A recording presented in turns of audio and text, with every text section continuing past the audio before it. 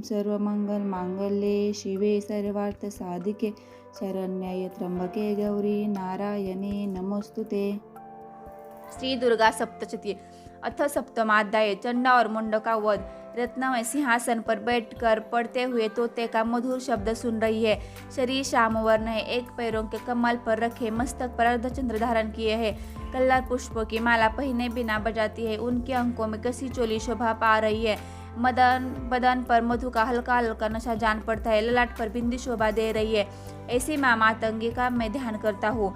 ऋषि बोले, शुंभ की आज्ञा अनुसार चंड मुंड चतुराग्नि सेना के साथ अस्त्र शस्त्र लेकर चल दिए। फिर हिमालय पर्वत पर पहुंचकर उन्होंने सिंह पर सवार देवी को मुस्कुराते हुए देखा।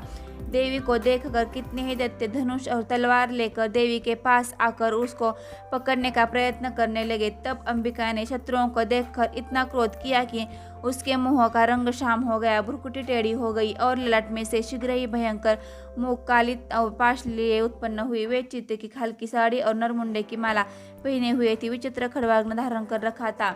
उनका शरीर क्या था? केवल हड्डियों का ढांचा था, जिसके कारण वे अत्यंत भयानक मालूम पड़ती थी। मुख विशाल था, जीभ के लप लप करने के कारण भयंकर नेत्र भीतर को धसे हुए लाल हो रहे थे। उनका भयंकर शब्द चारों दिशाओं को गुंजरित कर रहा था। वे काली देवी बड़ी तीव्रता के साथ असुरों की सेना में टूट पड़ी और उनका संहार करती हुई उनका भक्षण करने लगी।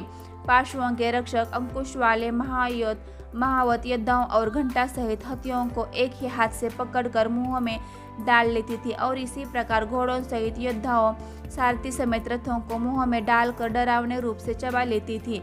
किसी के बाल पकड़कर, किसी का गला घोंटकर, किसी को पैरों से कुचलकर, किसी को छाती से रगड़ रगड़ कर मार रही थी और बड़े बड़े अस्त्र शस्त्र जो कि असुर छोड़ते थे उनके मुंहों से पकड़कर दांतों से चूर्ण कर देती थी। इस तरह विशाल शरीर वाले बलवान असुरों की संपूर्ण सेना कुछ क्षण में रौंद डाली, कुछ प्रहारों से मार डाली, कितने ही को तलवार से मार दिया, बहुत को खड़वाग्न से पीड़ित कर दिया और दांतों से नोच कर नष्ट कर दिया। इस तरह पल भर में देवी द्वारा अपनी सेना नष्ट हुई देखकर चंड उस भयंकर काली देवी की ओर लपका और उस महासुर ने बाणों की भीषण वर्षा करके और मुंड ने सहस्त्र चक्र चलाकर उस डरावनी आंखों वाली देवी को ढक दिया। वे अपने चक्र देवी के मुख में प्रवेश करते हुए ऐसा शोभा देते थे मानो सूर्य के अनेक प्रतिबिंब मेघों की घंटा में प्रवेश कर रहे हो। तब अत्यंत क्रोधित होकर देवी ने भयंकर गर्जना करके विकट अट्टहास किया।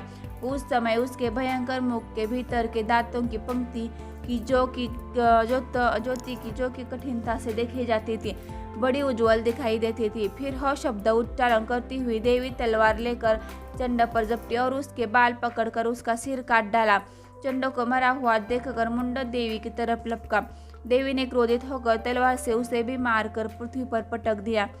बाकी बची हुई सेना बलवान चंड मुंड को मरा हुआ देखकर भयभीत होकर चारों दिशाओं में भाग गई। काली चंड मुंड का सिर लेकर चंडिका के पास गई और प्रचंड अट्टहास करती हुई बोली, युद्ध में चंड मुंड नामक महापशु मैंने मार दिए। अब युद्ध स्थल में शुंभ और निशुंभ का वध तुम स्वयं करना। ऋषि बोले, महाअसुर चंड मुंड को देखकर कल्याणकारी देवी काली सी मिट्टी वाणी में बोली, हे देवी, क्योंकि तुम चंड और मुंडों को मारकर मेरे पास लाई हो, इसी कारण संसार में तुम चामुंड के नाम से विख्यात होगी। इति श्री मार्कंडेय पुराणे सार्वजनिक मन्वंतर देवी महात्म्य चंड मुंड वधो नाम सप्तमाध्याय।